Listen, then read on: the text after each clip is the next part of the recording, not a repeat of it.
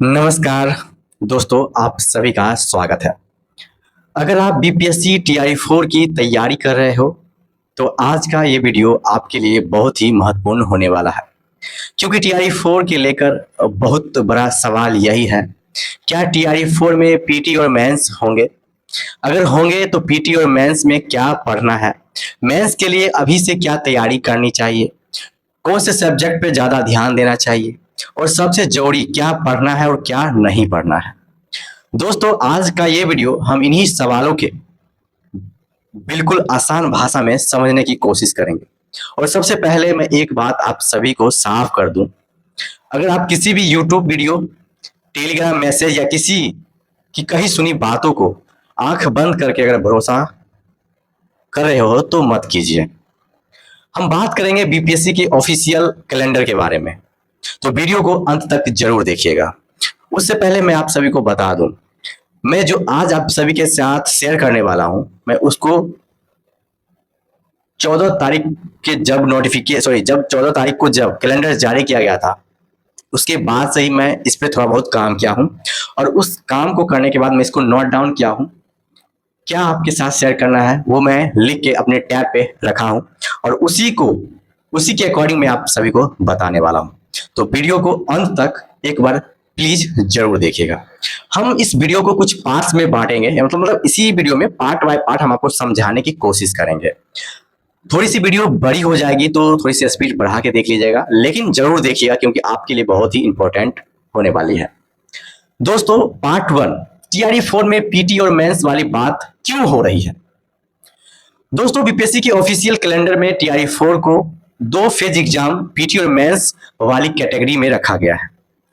इसमें टीआरई 4 के सामने वैकेंसी दी गई है, पर पीटी के सामने कोई फिलहाल कोई कुछ लिखा हुआ नहीं था, बस टीबीडी लिखा हुआ था। यानी कैलेंडर में टीआरई 4 को पीटी और मेंस वाली कैटेगरी में रखा गया है। लेकिन यहाँ एक बहुत जरूरी बात समझना चाहिए। कैलेंडर में एग्जाम के फेजेस की जानकारी देता है, लेकिन टीआरई 4 का कोई अभी सब्जेक्ट वाइज सिलेबस और नहीं दिया गया है। इसलिए हमें अभी घबराने की कोई जरूरत नहीं है। हमने देखा उसी दिन जब कैलेंडर जारी हुआ था, उस दिन सभी लोग बहुत ही ज्यादा ही परेशान थे। इधर उधर बहुत सारे मैसेज आ रहा था, बहुत सारे व्हाट्सएप ग्रुप में हम लोग का जो कोचिंग का ग्रुप है उसमें बहुत सारे मैसेज आ रहे थे। बहुत लोग बहुत ज्यादा ही घबरा रहे थे कि पीटी मेंस हो गया भैया, क्या पढ़ना है क्या नहीं पढ़ना है, इसकी तैयारी कैसी करनी है। तो मैंने इस पर काम किया है, और काम आपको अभी अगर ये वीडियो पूरा देखते हैं तो आपको एक काम समझ में जरूर आ जाएगा। दोस्तों, अब हम बात करेंगे पार्ट 2। दोस्तों, मेंस टीआरई 4 का मेंस का सिलेबस क्या होगा? अब यहाँ सबसे ज्यादा कंफ्यूजिंग वाली बात है, लोग कंफ्यूज हो रहे होंगे। आपने जो डॉक्यूमेंट्स देखा है और टीआरई 4 का कैलेंडर देखा है, उसमें तो क्लियर लिखा हुआ कि पीटी और मेंस होगा ही। तो ये कितने पेपर में होंगे? पीटी के कितने पेपर होंगे, मेंस के कितने पेपर होंगे? पेपर 1 जनरल हिंदी यानी सामान्य हिंदी, और पेपर 2 जनरल नॉलेज यानी समान अध्ययन, समान ज्ञान। पेपर 2 में general studies, general science, mathematics और रीजनिंग्स जैसे सेक्शन दिए होंगे। ठीक है। अब क्योंकि टीआरई 4 और एडीओ को भी ऑफिशियल कैलेंडर में 2 फेज एग्जाम में वाली कैटेगरी में रखा गया है, इसलिए बीपीएससी के द्वारा कुछ मंथ पहले जो एग्जाम हुआ था एएसओ का, बीपीएससी एएसओ का एग्जाम हुआ था, उसके पैटर्न के हिसाब से हम लोग एक दिशा को समझने की कोशिश करेंगे। लेकिन दोस्तों, एएसओ का सिलेबस उठाकर यह कहना कि यही टीआरई 4 का फाइनल सिलेबस है, अभी सही नहीं माना जाएगा। आप लोग बहुत सारे ग्रुप में अभी एएसओ का सिलेबस को घूमते हुए दिख रहा होगा, और अनुमान यही माना जा रहा है, बड़े बड़े एक्सपर्ट्स का अनुमान यही लगाया जा रहा है कि बीपीएससी टीआरई 4 के तरह ही जब बीपीएससी एएसओ का एग्जाम हुआ था, तो उसमें भी पीटी और मैं उसको भी दो फेज वाली कैटेगरी में रखा गया था, और उसमें ही जो नहीं लिखा हुआ पीटी और मेंस में, उसी तरह उसमें भी लिखा हुआ था।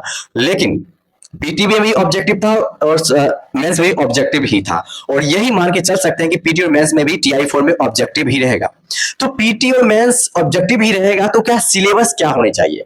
तो एएसओ का सिलेबस पे हम लोग थोड़ी बहुत समझने की कोशिश करेंगे कि उसमें किस तरह का सवाल था, और अनुमान यही लगाया जा रहा है कि जैसे एएसओ का एग्जाम हुआ है, बीपीएससी एएसओ का एग्जाम हुआ है, जिस पैटर्न पे एग्जाम हुआ था कुछ मंथ पहले, उसी पैटर्न पे बीपीएससी टीआरई 4 को भी और टीआरई 4 का एग्जाम होगा उसी पैटर्न के अकॉर्डिंग।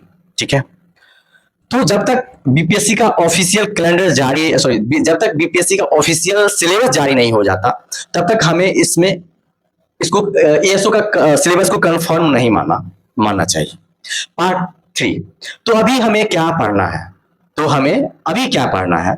अगर सबसे महत्वपूर्ण सवाल की बात करें तो अगर टीआरई 4 का डिटेल सिलेबस अभी फाइनल नहीं आया है तो क्या तैयारी रोक दें?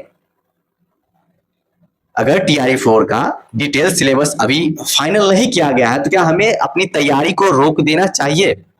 बिल्कुल भी नहीं दोस्तों, हमें अपनी तैयारी को नहीं रोकना चाहिए। आपको अपनी तैयारी जारी रखनी चाहिए, क्योंकि जिन सब्जेक्ट की आप तैयारी कर रहे हैं वे आपकी कॉम्पिटिटिव एग्जाम प्रिपरेशन के लिए फाउंडेशन का काम करता है। अभी तक हम लोग 2-2.5 वर्षों से जिस तरह से अपनी तैयारी को करते आ रहे हैं उसी तरह से हमें अपनी तैयारी को करना है, लेकिन थोड़ी बहुत हमें अपनी स्मार्ट स्टडी को अपनाना है, स्मार्ट स्टडी को करना है, हार्ड वर्क से बचना है और स्मार्ट स्टडी करना है जिससे हमारे सिलेक्शन हो पाए।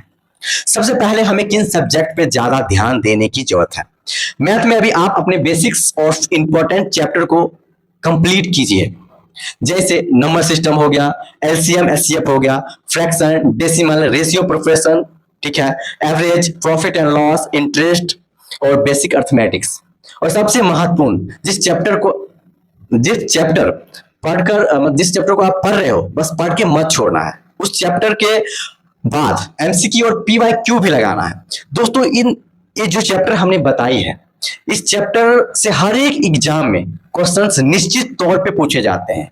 अगर टीआरई 3 की बात करें, टीआरई 2 की बात करें, टीआरई 1 की बात करें तो जिस चैप्टर को हमने बताया है उस चैप्टर से क्वेश्चन 100% पूछे गए हैं। तो इन चैप्टर को आप बिना सिलेबस के भी इस चैप्टर को आप अच्छे से कंप्लीट करके रख सकते हो सिलेबस का वेट करने से पहले।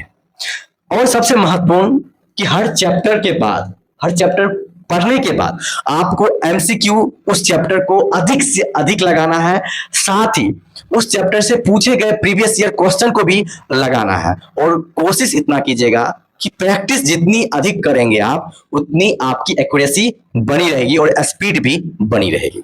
अब हम लोग बात करेंगे पार्ट 4 की, यानी रीजनिंग को कैसे पढ़ें। रीजनिंग को कैसे पढ़ें? दूसरा इंपॉर्टेंट सब्जेक्ट है हमारा रीजनिंग यानी मेंटल एबिलिटी, और ये बहुत ही अच्छे टॉपिक्स होते हैं इसमें जो हमें मार्क्स दिलाते हैं। बस इसमें हमें अपनी स्पीड और एक्यूरेसी को ध्यान में रखते चलना होता है। दोस्तों इसमें अगर हम बात करें टॉपिक्स की तो analogy, classification, series, coding decoding, direction, ranking, blood relation और problem solving, non verbal reasoning और नंबर सीरीज, ये जैसे टॉपिक्स को मजबूत करना। ये जितने टॉपिक्स है इसको मजबूत कर लीजिए, क्योंकि इन सभी टॉपिक्स से हर एक एग्जाम में क्वेश्चंस पूछे ही जाते हैं।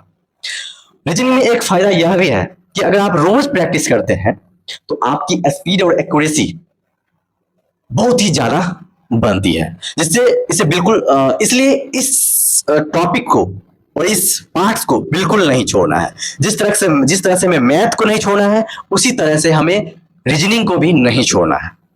अब कितने क्वेश्चंस हो सकते हैं पीटी और मेंस मैथ में, कितनी क्वेश्चंस हो सकते हैं इसकी जानकारी आपको डिटेल सिलेबस टीआरई 4 के आने के बाद ही पता चलेंगे। दोस्तों अब हम बात करेंगे पार्ट 5 की, साइंस में क्या पढ़े। साइंस के लिए आपको बहुत ज्यादा एडवांस लेवल की तैयारी नहीं करनी है। सबसे पहला अपना बेसिक साइंस को मजबूत कीजिए। जैसे फिजिक्स, केमिस्ट्री, बायोलॉजी के कुछ टॉपिक्स होते हैं उसको आपको कंप्लीट करना होगा, जैसे motion, force, work, energy, heat, light, sound, electricity और बेसिक कॉन्सेप्ट फिजिक्स के कंप्लीट करने होंगे। उसके बाद केमिस्ट्री में भी कुछ चैप्टर हैं जिस चैप्टर से हर एक एग्जाम में क्वेश्चंस आते हैं। हमने जो चैप्टर फिजिक्स में बताई है इस चैप्टर को आप कहीं भी सर्च के लिए किसी भी एग्जाम के सिलेबस में देख लीजिए या किसी भी एग्जाम के क्वेश्चन पेपर में देख लीजिए, इन सभी टॉपिक्स के क्वेश्चन आते ही आते हैं। तो केमिस्ट्री में किन किन टॉपिक्स को हमें पहले कंप्लीट कर लेना चाहिए? एक है matter, atom, elements, mixture, chemical reaction, acid base salt आदि, इन सभी चैप्टर को हमें पढ़ लेना चाहिए। डिटेल सिलेबस आने से पहले ही। फिर है बायोलॉजी, जैसे सेल हो गया, human body, nutrients, disease, plant और रिप्रोडक्शन और एनवायरनमेंट, ये सारे चैप्टर को हमें पढ़ना चाहिए। और इन सभी फिजिक्स, केमिस्ट्री, बायोलॉजी के जितने भी टॉपिक्स हैं, इसको पढ़ने के लिए हमें किस बुक को फॉलो करना चाहिए? तो वो एक ही बुक होता है जो मैं हर एक वीडियो में आप सभी को बोलता हूँ। अगर आपको बेसिक टू एडवांस लेवल की तैयारी करनी है, साइंस की जो चैप्टर हमने बताई थी उसके हिसाब से आपको बस एनसीईआरटी को बेस बनाना होगा, और उसके बाद एनसीईआरटी को पढ़ने के बाद आपको एमसीक्यू भी लगाना होगा, और साथ ही साथ इन चैप्टरों के आने वाले पीवाईक्यू क्वेश्चन को भी पढ़ना होगा और प्रैक्टिस अधिक से अधिक करना होगा। दोस्तों, हम पार्ट 6 की बात करते हैं, हिस्ट्री, ज्योग्राफी और पॉलिटी की बात करते हैं। अब आते हैं जनरल स्टडीज के बारे में। सबसे इंपॉर्टेंट हिस्सों पे बात करेंगे सबसे पहले हम, यानी हिस्ट्री, पॉलिटी और ज्योग्राफी के जो इंपॉर्टेंट टॉपिक है उन पे बात करेंगे। उसमें भी हिस्ट्री के सबसे इंपॉर्टेंट भाग की बात कर रहे हैं जिस हिस्से से हमारे एग्जाम में क्वेश्चंस आते हैं और आने की पूरी संभावना है। जैसे TRE 1, TRE 2, TRE 3 में आए हैं, उसी टॉपिक में हमें ज्यादा ध्यान देना चाहिए। जैसे अगर 1 to 5 की तैयारी कर रहे हैं तो आपको ज्यादा से ज्यादा मॉडर्न हिस्ट्री के कुछ टॉपिक्स पे ज्यादा पकड़ बनाना चाहिए। और भी जितने एग्जाम हैं, सभी एग्जाम में मॉडर्न हिस्ट्री से 100% क्वेश्चन पूछे जाते हैं। तो दोस्तों, खास करके हमें ब्रिटिश रूल्स, 1857 की क्रांति, विद्रोह, सामाजिक और धार्मिक सुधार आंदोलन, भारतीय राष्ट्रीय आंदोलन, गांधी युग, स्वतंत्रता आंदोलन और महत्वपूर्ण घटना और उसके व्यक्तित्व के बारे में पढ़ेंगे, किनकी क्या भूमिका रही है उसके बारे में पढ़ेंगे। इसके साथ ही साथ हमें जैसे हो गया प्राचीन भारत, मध्यकालीन भारत, इन सभी चीज को, यानी प्राचीन हिस्ट्री जो हो गया या मध्यकालीन हिस्ट्री हो गया, इसका भी बेसिक कॉन्सेप्ट हमें समझना चाहिए, इसका बेसिक नॉलेज हमें होना चाहिए, क्योंकि कुछ ना कुछ क्वेश्चन इस टॉपिक से भी पूछे जा सकते हैं, इस भाग से भी क्वेश्चन पूछे जाएंगे हिस्ट्री में। अब हम लोग बात करेंगे ज्योग्राफी। भारत का ज्योग्राफी को हमें मजबूत करना चाहिए, यानी इंडियन ज्योग्राफी को हमें अच्छी तरह से कंप्लीट करना चाहिए। जैसे हो गया भारत की नदियां, पर्वत, मैदान, जलवायु, मिट्टी, कृषि और प्राकृतिक संसाधन, खनिज, उद्योग। और क्योंकि आप बिहार की परीक्षा की तैयारी कर रहे हैं तो बिहार ज्योग्राफी को बिल्कुल मत भूलना है, बिहार ज्योग्राफी को पकड़ के मजबूत करना है, क्योंकि बिहार ज्योग्राफी से क्वेश्चंस आते ही हैं। साथ ही साथ आपको बिहार जो स्पेशल होती है उसको तो बिल्कुल मत छोड़ना है, क्योंकि बिहार स्पेशल से बहुत ज्यादा ही क्वेश्चंस हर एक एग्जाम में पूछे जाते हैं। बीपीएससी जो एग्जाम लेती है उस एग्जाम में आपको बिहार स्पेशल से क्वेश्चन तो 100% ही मिलेंगे, तो इनको नहीं भूलना है। दोस्तों, अब हम लोग बात करते हैं पॉलिटी की बात करते हैं। पॉलिटी में हमें क्या पढ़ना है? संविधान के बारे में, मौलिक अधिकार क्या है, मौलिक कर्तव्य क्या है, राष्ट्रपति के बारे में, सांसद, राज्य सरकार, न्यायपालिका, पंचायत के बारे में, संवैधानिक संस्थाएं कौन कौन सी है, जैसे टॉपिक्स को अच्छे से हमें कवर कर लेना चाहिए और समझ लेना चाहिए। साथ ही साथ हमें नोट्स भी बना लेना चाहिए और रेगुलर रिवीजन करना है, साथ ही साथ एमसीक्यू लगाना है और पीवाईक्यू क्वेश्चंस भी लगा रहे हैं। दोस्तों, जितने भी टॉपिक्स हमने बता रहे हैं अभी, इन टॉपिक से हर एक एग्जाम में क्वेश्चंस आते हैं, इसलिए मैं जब तक बीपीएससी का सिलेबस नहीं आता है, इन चैप्टरों को आप लिखकर और आसानी से आप इसको कंप्लीट कर सकते हो बिना टाइम वेस्ट किए हुए। अब हम एक इंपॉर्टेंट पार्ट पे जाएंगे, पार्ट नंबर 7। बहुत ही इंपॉर्टेंट टॉपिक है, पार्ट्स है, जो हमारे एग्जाम का एक हार्ट बोल सकते हो, धड़कन बोल सकते हो। करंट अफेयर कितना पढ़े, कितने मंथ्स का पढ़े, इस तरह का सवाल आपके दिमाग में हमेशा आते रहता है। अब आता है करंट अफेयर। करंट अफेयर को लेकर बहुत सारे स्टूडेंट के मन में एक डाउट रहता है, कौन कौन से टॉपिक्स को हमें कवर करना चाहिए जिससे हमारा एग्जाम आसानी से कवर हो जाए, एग्जाम में एक भी क्वेश्चन छूटे ना। वे हर जगह करंट अफेयर पढ़ना शुरू कर देते हैं। दोस्तों, एक बात और है कि जितने भी स्टूडेंट हैं वो बहुत ज्यादा गलती कर देते हैं, कभी यहां से पढ़ रहे हैं, कभी इस यूट्यूब चैनल से पढ़ रहे हैं, कभी टेलीग्राम से पीडीएफ डाउनलोड करके पढ़ रहे हैं, कभी किसी और का नोट्स मांग रहे हैं, इस तरह का गलती करते हैं और इसी गलती से हमें बचना चाहिए। दोस्तों, वे हर जगह से पढ़ना स्टार्ट कर देते हैं, एक न्यूज़पेपर हो, यूट्यूब चैनल हो, टेलीग्राम हो, अलग अलग पीडीएफ से हो, किसी से किसी का नोट्स हो, इस तरह का गलती करते हैं। तो हमें क्या नहीं करना चाहिए दोस्तों, इन सभी गलतियों को हमें नहीं करना चाहिए दोस्तों, अगर करंट अफेयर की आप तैयारी कर रहे हैं तो। और साथ ही साथ हमें रिवीजन करने में प्रॉब्लम होती है, अगर हम किसी अलग अलग चीजों से पढ़ते हैं, कभी इस चैनल से कभी उस चैनल से, तो हमें रिवीजन के टाइम बहुत ज्यादा ही प्रॉब्लम होती है। तो दोस्तों हमें क्या करना चाहिए, करंट अफेयर के लिए हमें क्या पढ़ना है, क्या करना चाहिए, किस सोर्सेज को फॉलो करना चाहिए। दोस्तों हमें ये करना चाहिए कि हमें एक रिलेबल, एक सीमित सोर्सेज को ही फॉलो करना चाहिए, एक किसी टीचर को ही हमें फॉलो करना चाहिए। एक किसी यूट्यूब चैनल के अगर क्लासेस की बात करें तो उसी टीचर को फॉलो कीजिए और उसी टीचर का नोट्स बनाइए, समझिए, कॉन्सेप्ट को समझिए और रिवीजन के टाइम जो नोट्स आप बनाओगे उसका रिवीजन कीजिए। आपको कहीं भटकने की जरूरत नहीं पड़ेगा। जब आप एक टीचर पे विश्वास कर लेते हो तो उस विश्वास को बनाए रखना आपका जिम्मेदारी है। जो टीचर आपको पढ़ा रहा है वो टीचर आपके लिए सुबह उठ के लाइव क्लासेस लेते हैं। और मैं बताऊं, अगर आप डेली क्लासेस करना चाहते हो करंट अफेयर का तो बस बहुत सारे टीचर हैं, लेकिन बीपीएससी के रिगार्डिंग आप तैयारी कर रहे हो तो मैं कहूंगा एसकेसी सर, जो पहले केजीएस में पढ़ाते थे अब एडुटेरिया में पढ़ाते हैं, तो उनके यूट्यूब चैनल पे जाके पढ़ाई कर सकते हो। उनका बैच भी है, उन बैच भी परचेज कर सकते हो। लेकिन आप यूट्यूब पे जो डेली क्लास सर लेते हैं उन्हीं क्लास को आप रेगुलर करते हो, साथ साथ नोट्स बनाते हो, तो आपको कहीं और से पढ़ने की जरूरत ही नहीं पड़ेगी मेरे दोस्त। दोस्तों करंट अफेयर जैसे बिहार की करंट अफेयर हो गया, नेशनल इवेंट हो गया, नेशनल इंटरनेशनल इवेंट हो गया, अवार्ड्स हो गया, स्पोर्ट्स हो गया, और जो इंपोर्टेंट नियुक्तियां होती है अलग अलग विभागों में उसकी जानकारी रखना होगा। गवर्नमेंट स्कीम्स जो निकालती है गवर्नमेंट उसकी जानकारी होना चाहिए। साइंस एंड टेक्नोलॉजी की इंफॉर्मेशन होनी चाहिए। और इंपोर्टेंट्स रिपोर्ट्स हो गया, इंडेक्स हो गया, जैसे न्यूज़पेपर का इंडेक्स, इस सब तरह का आते रहता है। तो इस सभी टॉपिक्स को हमें ध्यान ज्यादा रखना चाहिए, क्योंकि ये सारे टॉपिक्स वो टॉपिक्स हैं जिन पे हर एक एग्जाम में हर एक साल क्वेश्चंस 100% पूछे जाते हैं। अब है सबसे जरूरी करंट अफेयर पढ़ने के साथ, अगर हम सिर्फ करंट अफेयर पढ़ते हैं, नोट्स बनाते हैं, तो हमारा मार्क्स इंक्रीज नहीं होता है।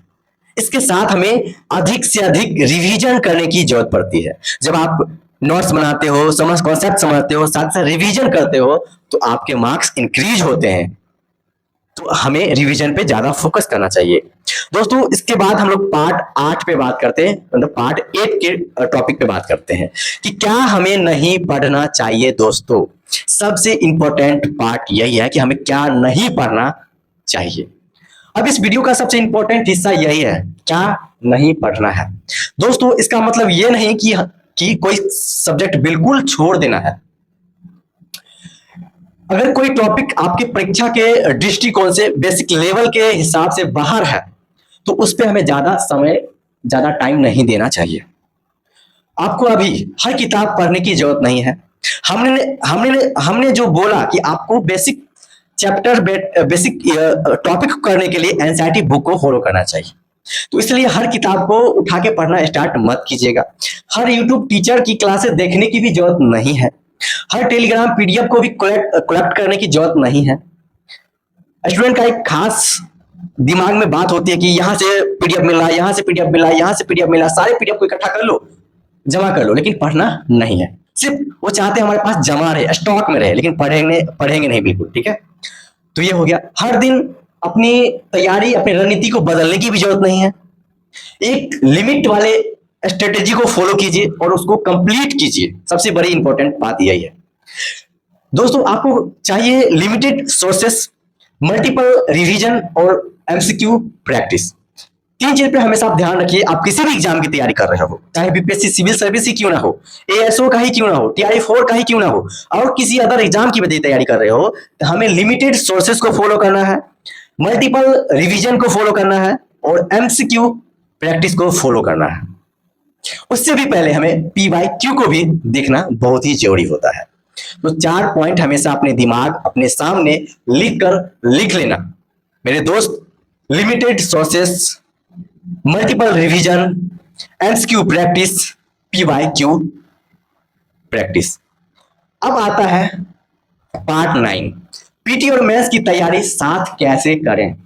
मान लीजिए टीआरई 4 में पीटी और मेंस होगा, जिस तरह से कैलेंडर में दिया गया है उसके अकॉर्डिंग, तो आपको अभी 2 अलग अलग तैयारी करने की भी जरूरत नहीं है मेरे दोस्त।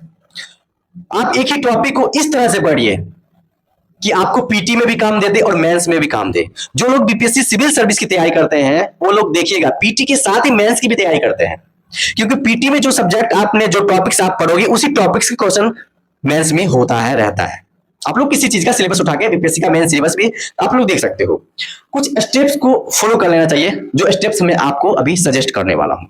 दोस्तों, फर्स्ट स्टेप, पहले कॉन्सेप्ट को समझिए। सेकेंड स्टेप, शॉर्ट नोट्स बनाइए। थर्ड स्टेप, एमसीक्यू लगाइए। फोर्थ स्टेप, पीवाईक्यू देखिए। फिफ्थ स्टेप, रिवीजन करिए। और इससे पहले पीटी के लिए आपका ऑब्जेक्टिव प्रिपरेशन होगा और आगे मेंस के लिए आपको एक कॉन्सेप्चुअल प्रिपरेशन भी मजबूत होती चली जाएगी।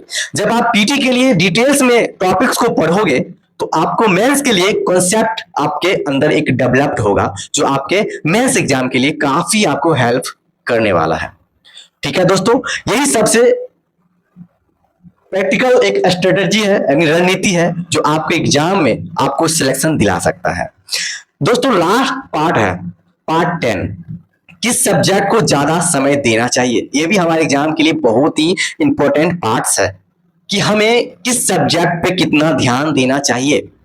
ये आप पे डिपेंड करता है दोस्तों कि आप किस सब्जेक्ट पे कितना ध्यान दे रहे हो।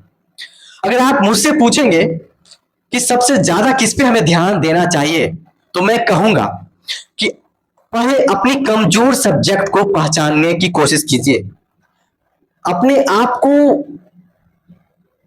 उस सब्जेक्ट पे ध्यान दीजिए कि हमें किस सब्जेक्ट में मार्क्स कम आते हैं, किस सब्जेक्ट की वजह से हमारा रिजल्ट नहीं हो पाता है। उस सब्जेक्ट को सबसे प्रथम में रखना है, फर्स्ट प्रायोरिटी देना है, यानी प्रथम में उसी सब्जेक्ट पे हमें पकड़ बनाना होता है। दोस्तों, क्योंकि जिस सब्जेक्ट में आप कमजोर होते हो वहीं से आपके मार्क्स सबसे ज्यादा इंप्रूव करने की जरूरत होती है। उसके बाद हमें मैथ्स और रीजनिंग, जीएस और करंट अफेयर पे पकड़ बनाना होगा। सबसे पहले मैथ्स, रीजनिंग, पहले तो अपनी कमजोर सब्जेक्ट को ज्यादा ध्यान देना है। उसके बाद मैथ्स और रीजनिंग, जीएस और करंट अफेयर पे हमें ज्यादा फोकस करना है, क्योंकि इन सभी सब्जेक्ट से ज्यादा क्वेश्चंस पूछे जाते हैं। उसके बाद साइंस, हिस्ट्री, ज्योग्राफी और पॉलिटी। लेकिन अगर आपकी मैथ बहुत मजबूत है तो आप हिस्ट्री, अगर कमजोर है तो हिस्ट्री पे ज्यादा ध्यान दे। अगर हिस्ट्री भी मजबूत है तो ज्योग्राफी पे ज्यादा ध्यान दे। ज्योग्राफी भी मजबूत है, पॉलिटी पे ध्यान दे। और पॉलिटी भी मजबूत है तो रीजनिंग पे ध्यान दे। लेकिन हर स्टूडेंट का सभी सब्जेक्ट पे एक समान पकड़ नहीं होता है। कोई ना कोई स्टूडेंट एक ना एक दूसरे सब्जेक्ट में कमजोर जरूर होते हैं, तो उन कमजोरियों को आपको पहचानने की जरूरत है। दोस्तों, लास्ट में मैं आप सभी के साथ एक बात और कहना चाहूंगा कि फाइनल स्ट्रेटेजी हमारी क्या होनी चाहिए। तो दोस्तों, आप सभी की जो रणनीति है बहुत सिंपल होनी चाहिए फिलहाल अभी। जैसे कॉन्सेप्ट समझना, नोट्स बनाना, एमसीक्यू प्रैक्टिस करना, पीवाईक्यू प्रैक्टिस करना और रिवीजन करना। और सब्जेक्ट में किस किस सब्जेक्ट पे ध्यान देना है, तो maths, reasoning, science, history, geography, polity और करंट अफेयर। ठीक है, और इन सभी सब्जेक्ट को आपको लगातार पढ़ते रहना है। जैसे ही टीआई 4 का ऑफिशियल डिटेल सिलेबस आ जाता है तो उसके अनुसार हम लोग पीटी की अलग रणनीति क्या होनी चाहिए, मेंस की अलग रणनीति क्या होनी चाहिए, उस पर हम लोग बात करेंगे। दोस्तों, अगर आप बीपीएससी टीआई 4 की तैयारी कर रहे हो या करना चाहते हो तो मैं इसी तरह का ऑफिशियल अपडेट्स और प्रिपरेशन स्ट्रेटेजी आसान भाषा में बतलाता रहूंगा। तो वीडियो को लाइक जरूर कीजिएगा, अपने दोस्तों के साथ जरूर शेयर कीजिएगा, टीआई 4 की तैयारी कर रहे उन दोस्तों को। और अगर आप पहली बार हमारे चैनल पे आए हुए हैं और इस वीडियो को देख रहे हो तो कैसा लगा वीडियो एक कमेंट बॉक्स में जरूर बताइएगा और चैनल को सब्सक्राइब जरूर कर लीजिएगा। तो यार, आगे हम लोग बात करेंगे अगली वीडियो में। जब भी हम लोग आगे वाली वीडियो में आएंगे तो हम लोग बात करेंगे टीआई 4 का डिटेल सिलेबस के बारे में, पीटी की रणनीति क्या होनी चाहिए, मेंस की रणनीति क्या होनी चाहिए, सब्जेक्ट बाय तैयारी हमारी क्या होनी चाहिए, बुक्स और एमसीक्यू प्रैक्टिस कहां से और कैसे करनी चाहिए। इन सभी चीजों के बारे में हम लोग बात करेंगे। तब तक के लिए आप पढ़ते रहिए और मेहनत करते रहिए। किसी के कहने पर अपनी तैयारी को मत बंद कीजिएगा। ऑफिशियल अपडेट का इंतजार कीजिए और अपनी तैयारी जारी रखिए। मिलते हैं अगली वीडियो में। जय हिंद, जय भारत, जय बिहार मेरे प्यारे साथी।